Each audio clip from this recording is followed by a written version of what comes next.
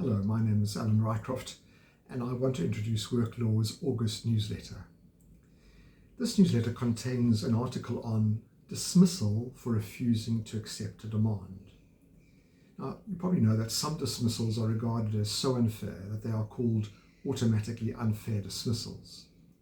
One of these situations occurs when the reason for the dismissal is a refusal by employees to accept the employer's demand.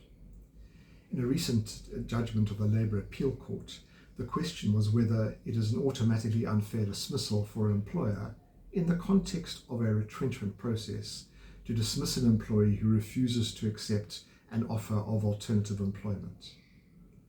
We also discuss three other judgments. In the first case, the Constitutional Court makes a clear ruling on the implications of a trade union operating outside of its constitution. In terms of NUMSA's constitution, membership is confined to workers in the metal and related industries, and in this case, it took on employees who were previously employed by a company that manufactures and distributes animal feeds.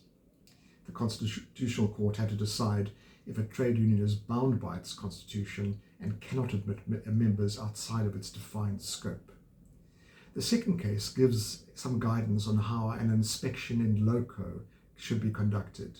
An inspection in loco refers to an on-site inspection conducted at the actual location where an event happened. If the arbitrator makes private observations and bases the decision on these, is this an irregularity?